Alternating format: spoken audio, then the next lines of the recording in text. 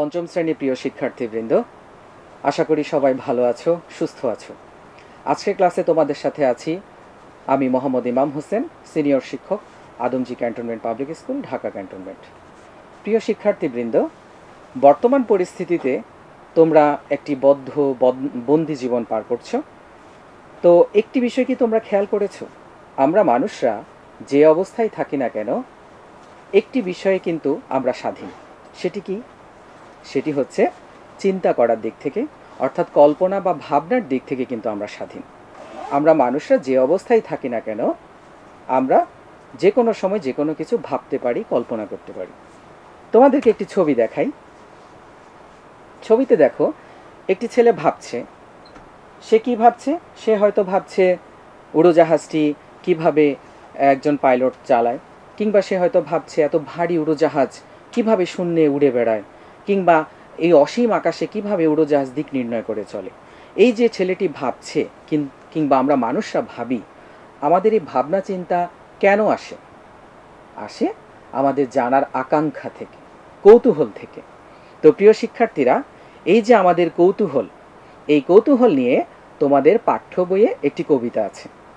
সেই কবিতাটি কি? নিশ্চয়ই তোমরা এতক্ষণে ধরতে পেরেছ। কবিতাটি হচ্ছে সংকল্প। কবি কাজী নজরুল ইসলামের লেখা কবিতাটি।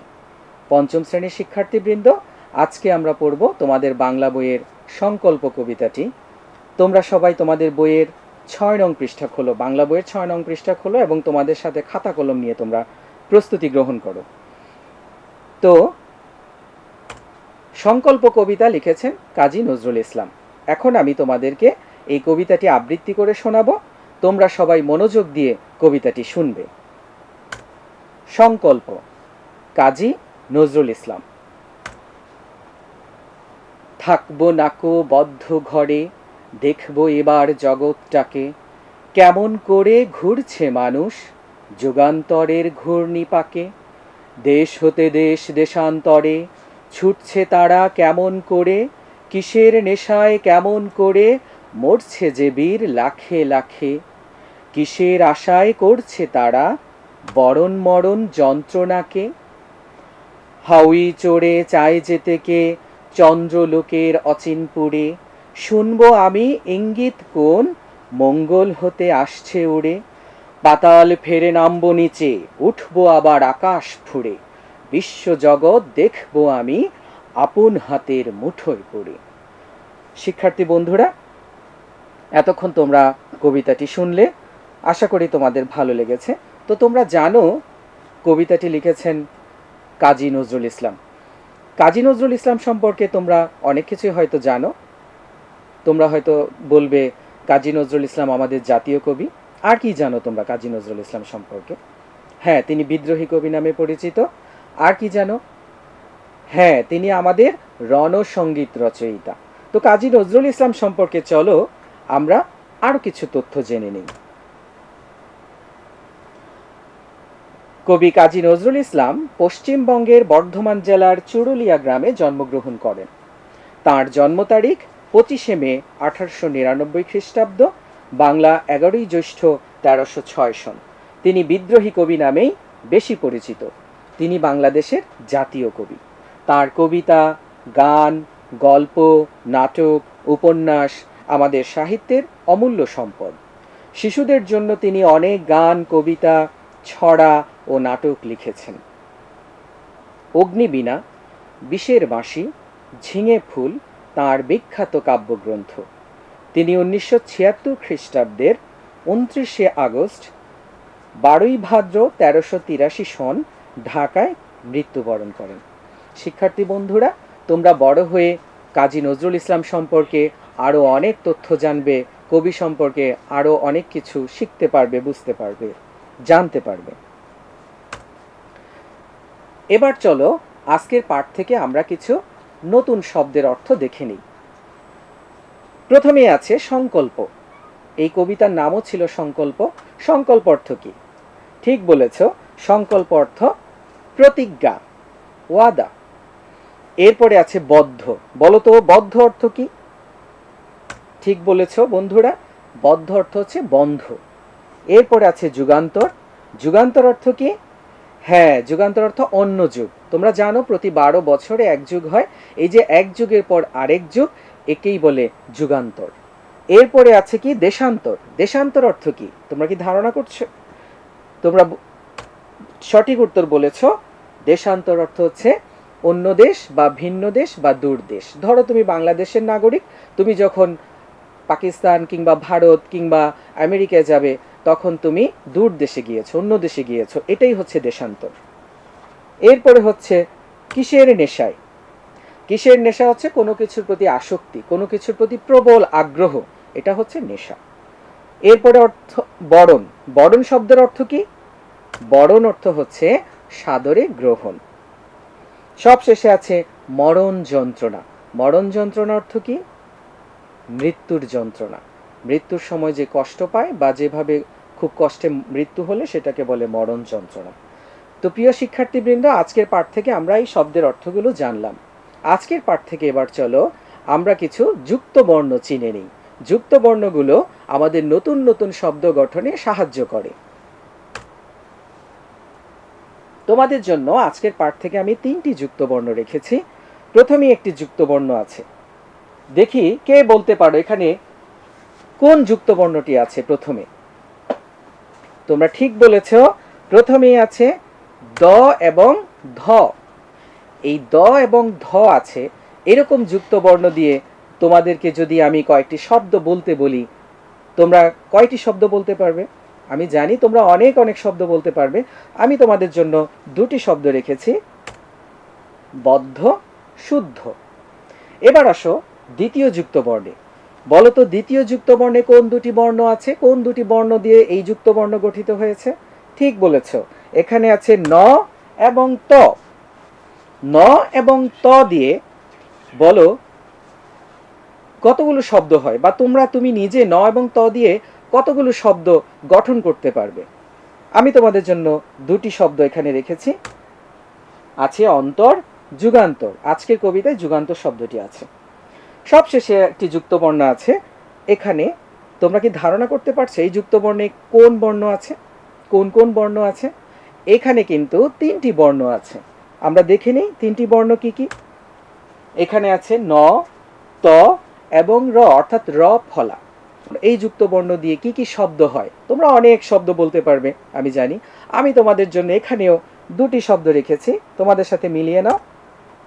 এখানে আছে যন্ত্রণা, মন্ত্রণা। যন্ত্রণা শব্দটি কিন্তু আজকে কবিতায় পাঠ্য অংশে আছে। তো প্রিয় বন্ধুরা, আমরা শব্দের অর্থ জানলাম, শব্দের কবিতা থেকে কিছু যুক্ত বর্ণ জানলাম। এবার চলো আমরা আজকে যে কবিতার পাঠ্য অংশ আছে, এই কবিতার চরণগুলো একটু বুঝে নিই। এখানে তোমাদের একটু বলে রাখি, আজকে আমরা এখানে থাকবো নাকো বদ্ধ ঘরে থেকে মরণ যন্ত্রণা পর্যন্ত, এই অংশ পর্যন্ত কবিতার চরণগুলোর অর্থ বা ভাব বুঝে নেব। অর্থাৎ এই অংশ থেকে এই অংশ পর্যন্ত কবি কি কি ভাবনা প্রকাশ করেছেন প্রতিটি চরণে, সে চরণগুলো এখন আমরা বুঝে নিব। চলো শুরু করি। প্রথমেই আছে থাকবো নাকো বদ্ধ ঘরে, দেখবো এবার জগৎটাকে। কবি একজন কিশোরের দৃষ্টিতে বলছেন, তার মনে একজন কিশোরের কি কি সংকল্প, তার কি কি প্রতিজ্ঞা মনে মনে। সে কিশোর বলছে যে সে আর বদ্ধ ঘরে থাকবে না। বদ্ধ মানে যে সে বন্দি অবস্থায় আছে সেরকম না, সে তার বাসা বাড়িতেই আছে, সে স্বাভাবিকভাবে স্কুলে যাচ্ছে, খেলছে। কিন্তু এর বাইরেও যে একটা বিশাল জগৎ আছে, বিশ্ব জগৎ। আমাদের দেশের এই যে ধরো প্রকৃতি, পাহাড় পর্বত, নদী নালা, সাগর, খাল বিল, পশু পাখি কিংবা অজানা জিনিস, কিংবা পুরো বিশ্ব জুড়ে যে মরুভূমি কিংবা বড় বড় পাহাড় পর্বত, সাগর, কিংবা ধরো মহাকাশ, এই যে গ্রহ নক্ষত্র, এই সমস্ত কিছু নিয়ে যে বিশ্বজগৎ, এই বিশ্বজগৎ এই কিশোরটি ঘুরে ঘুরে দেখবে। সে আর নিজের ঘরের মধ্যে বন্দি অবস্থায় থাকবে না, সে নিজেকে সেভাবে প্রস্তুত করবে। কিভাবে সে বিশ্ব জগৎকে দেখতে পারবে, চিনতে পারবে, বুঝতে পারবে, সেভাবে সে নিজেকে গড়ে তুলবে। এটা হচ্ছে তার সংকল্প। তার আর কি কি সংকল্প আছে? সে সংকল্প করছে কেমন করে ঘুরছে মানুষ যুগান্তরের ঘূর্ণি পাখে। মানুষ কেমন করে ঘুরছে, এই যে এক দেশ থেকে আরেক দেশে মানুষজন যাচ্ছে, ধরো আমাদের বাংলাদেশ থেকে কেউ আমেরিকা যাচ্ছে, এখানে শহীদ মিনার আছে, তার মানে আমাদের বাংলাদেশ। পাশে দেখো একটা একটা স্ট্যাচু আছে, স্ট্যাচু অফ লিবার্টি, আমেরিকা অবস্থিত। তাহলে এক দেশ থেকে আরেক দেশে যাচ্ছে মানুষজন, আবার এক যুগের পর আরেক যুগে নতুন নতুন মানুষ আসছে। এই যে এক যুগের পর আরেক যুগে নতুন নতুন মানুষ আসছে, অন্য যুগ বা যুগান্তর যেটাকে কবি বলছেন, এবং এই মানুষরা যুগের পর যুগ এসে কি করছে, নতুন নতুন জিনিস আবিষ্কার করছে, নতুন নতুন তথ্য আবিষ্কার করছে। এই যে নতুন নতুন সমস্যা উদ্ভব হয়, এই নতুন নতুন সমস্যার সমাধান করছে। এই যে এক যুগের পর আরেক যুগ মানুষরা এসে নতুন নতুন সমস্যার সমাধান করছে, তারা নতুন কোনো কিছু আবিষ্কার করছে, নতুন কোনো কিছু মানুষের জন্য তৈরি করছে, বিজ্ঞানের বিভিন্ন যে আবিষ্কার, এইগুলি হচ্ছে, এগুলো কিভাবে করছে এগুলি কবি জানতে চান। সেটাকে এখানে কবি বলছেন যুগান্তরের ঘূর্ণিপাক। এরপর আছে কি, দেশ হতে দেশ দেশান্তরে ছুটছে তারা কেমন করে। কিশোর আরো জানতে চায় যে মানুষজন কিভাবে এক দেশ থেকে অন্য দেশে যাচ্ছে, কিভাবে তারা এক দেশ থেকে অন্য দেশে পাড়ি দিচ্ছে, কিভাবে তারা মহাকাশে পাড়ি দিচ্ছে, মহাশূন্যে পাড়ি দিচ্ছে, গ্রহ কোথায় কোন গ্রহ আছে সেই গ্রহে, চাঁদে পাড়ি দিচ্ছে, সমুদ্রের তলদেশে কি আছে সেটা দেখছে। এটাই হচ্ছে দেশ থেকে দেশান্তরে ছুটে চলা।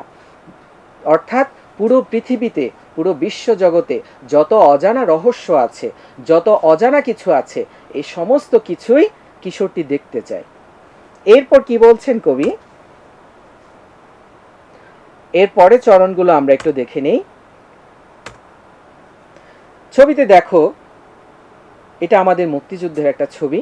তোমরা জানো মুক্তিযুদ্ধের সময় আমাদের দেশের লক্ষ লক্ষ মানুষ প্রাণ উৎসর্গ করেছে, তাদের জন্য আমরা আজকে স্বাধীন দেশে বাস করছি।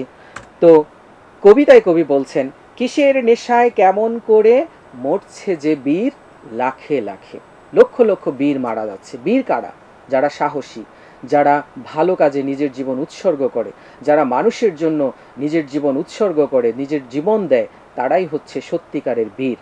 আমাদের মুক্তিযুদ্ধের সময়ও এরকম লক্ষ লক্ষ বীরের কারণে যারা প্রাণ দিয়েছেন, নিজের জীবন উৎসর্গ করেছেন, তাদের জন্য আজকে আমরা একটি স্বাধীন দেশ পেয়েছি।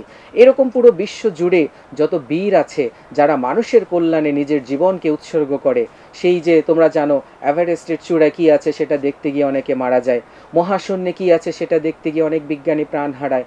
এভাবে নতুন নতুন জিনিস আবিষ্কার করতে গিয়ে মানুষজন প্রাণ হারায়।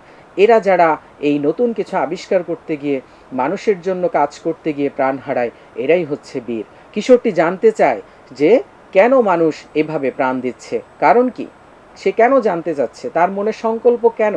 কারণ সে নিজেও আসলে একজন বীর হতে চায়, সে নিজেও একজন বড় মানুষ হতে চায়। সেজন্য সে এখন থেকে সংকল্প করছে যে আমি এসব কিছু দেখব। এরপর কি আছে, এরপর দেখো, কিসের আশায় করছে তারা বরণ মরণ যন্ত্রণাকে। এই বীরেরা কোন আশায়, কিসের আসক্তিতে বা কিসের আকাঙ্ক্ষায়, কোন প্রবল আগ্রহে তারা মৃত্যুকে, মরণকে বরণ করে নিচ্ছে, সাদরে গ্রহণ করে নিচ্ছে। মৃত্যুকে কিন্তু সবাই বরণ করে নিতে পারে না। যারা বীর, যারা সত্যিকার অর্থে মানুষের কল্যাণ চায়, মঙ্গল চায়, মানুষের জন্য কাজ করতে চায়, তারাই আসলে মৃত্যুকে বরণ করে নেয়। একটু আগে যে তোমাদের বললাম, আমাদের দেশের মুক্তিযোদ্ধারা যারা মৃত্যুকে বরণ করে নিয়ে আমাদের জন্য একটি স্বাধীন দেশ উপহার দিয়ে গেছেন, অনেক বিজ্ঞানী অনেক নতুন কিছু আবিষ্কার করতে গিয়ে প্রাণ দিয়েছেন, অনেক বিজ্ঞানী মহাশূন্যে, মহাকাশে কিংবা সাগরের তলদেশে কি আছে সব আবিষ্কার করতে গিয়ে প্রাণ দিয়েছেন। এরাই হচ্ছে বীর। এরা কেন, কিভাবে প্রাণ দিচ্ছে, এটা কিশোরটি জানতে চায়, কারণ আসলে সেও একজন সত্যিকারের বীর হতে চায়। তো প্রিয় শিক্ষার্থীবৃন্দ, আজকে আমরা তোমাদের এই কবিতার এই বরণ মরণ যন্ত্রণাকে পর্যন্তই আলোচনা করব। এই পর্যন্ত আমরা যে চরণগুলো আলোচনা করলাম, আশা করি সেগুলো তোমরা বুঝে নিয়েছো। এবার আজকে যে আমরা আলোচনা করলাম যে অংশটুকু, এই অংশটুকু তোমরা বুঝতে পেরেছো আমি আশা করি, কারণ আমি সহজভাবে বোঝানোর চেষ্টা করেছি। তোমাদের এই যে ভাবনা, যে আজকের কবিতায় কবি কি কি ভাবনা প্রকাশ করেছেন, তোমাদের সেই ভাবনার সাথে চলো এবার কবির ভাবনাটা আরেকবার মিলিয়ে নেই। আজকের পাঠ্য অংশের মূল ভাবটা আমরা একটু দেখে নিই। অসীম বিশ্বকে জানার এক অদম্য কৌতূহল মানুষের, কিশোরেরও তাই। সে জানতে চায় বিশ্বের সকল কিছুকে, আবিষ্কার করতে চায় অসীম আকাশের সকল অজানা রহস্যকে। সে বুঝতে চায় কেন মানুষ ছুটছে অসীমে, অতলে, অন্তরিক্ষে। বীর কেন জীবনকে অনায়াসে উৎসর্গ করে, কেন বরণ করে মৃত্যুকে। এই ছিল আজকের পাঠ্য অংশের মূল ভাব। তাহলে প্রিয় শিক্ষার্থীরা, আজকে আমরা এখন পর্যন্ত কি কি শিখলাম? আমরা শিখলাম যে সংকল্প কবিতায় কিশোরের সংকল্পগুলো কি কি, আমরা কিছু নতুন শব্দের অর্থ জানতে পেরেছি, আমরা কিছু যুক্তবর্ণ চিনতে পেরেছি। এখানে আমি তোমাদের আরেকটি কথা বলতে চাই, এই কবিতায় অনেকগুলো সংকল্পের কথা আছে, একটা কিশোরের সংকল্প। আমি তোমাদেরকে বলতে চাই, তাহলে এই কবিতাটি পড়ার পর আজকে তোমরা তোমাদের মনের সংকল্পগুলো ঠিক করে নাও। তোমার মনের সংকল্পগুলো হবে যে তুমি বড় হয়ে কি হতে চাও, তুমি বড় হয়ে কি করতে চাও, তোমার নিজের জন্য, তোমার পরিবারের জন্য, দেশের জন্য, সর্বোপরি এই বিশ্ববাসীর জন্য তুমি কি করতে চাও, কি আবিষ্কার করতে চাও, সেইগুলো তুমি এখন থেকেই মনে মনে সংকল্প করতে থাকো এবং সেইভাবে নিজেকে প্রস্তুত করো। কারণ তুমি যদি নিজেকে প্রস্তুত না করতে পারো, সেভাবে গড়ে তুলতে না পারো, তাহলে এই বীরের মতো তুমি মরণ যন্ত্রণা, মৃত্যুকে সাদরে গ্রহণ করতে পারবে না। তুমি অসীম অজানা বিশ্বের অনেক কিছুই তোমার অজানা, জানার বাহিরে থেকে যাবে, অনেক কিছুই তুমি জানা থেকে বঞ্চিত হবে।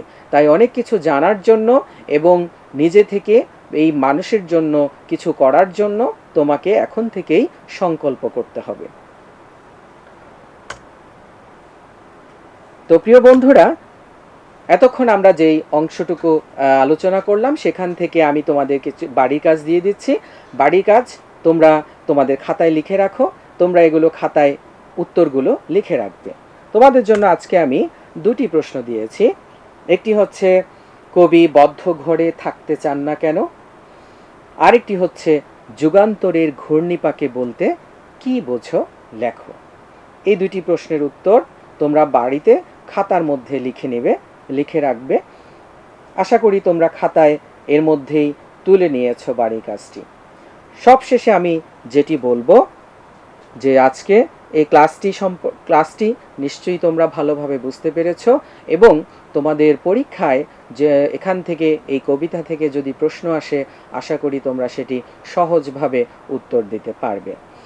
সবশেষে আমি তোমাদেরকে একটি বিষয়ে একটু কথা বলতে চাই, সেটি হচ্ছে সততা। সততা একটি মহৎ গুণ। তুমি যদি নিজে থেকে সৎ না হও, তাহলে কিন্তু কোথাও তুমি ভালো কিছু করতে পারবে না বা জীবনে উন্নতি করতে পারবে না। কারণ মানুষজন তোমার উপর থেকে বিশ্বাস হারাবে। একবার যদি কেউ জানতে পারে যে তুমি সৎ নও, তুমি মিথ্যে কথা বলো, কিংবা তুমি কথা দিয়ে কথা রাখো না, কিংবা তুমি অন্যের জিনিসপত্র নিজের নিয়ে নিতে চাও, এই ধরনের ভাবনা যদি কারো মধ্যে আসে, তাহলে কিন্তু সে তোমাকে খারাপ জানবে, সে তোমার প্রতি তার বিশ্বাস হারাবে। এই জন্য জীবনের প্রতিটি ক্ষেত্রে সততা একটি খুবই গুরুত্বপূর্ণ মানুষের চরিত্রের একটি অংশ। কারণ একজন সৎ মানুষকে সবাই ভালোবাসে এবং সৎ মানুষ সবাই ভালো তো বাসেই, উপরন্তু সে স্রষ্টার কাছে, আল্লাহর কাছেও তার একটি মূল্য আছে, সে আল্লাহর কাছেও সেটার সেভাবে প্রতিদান পাবে।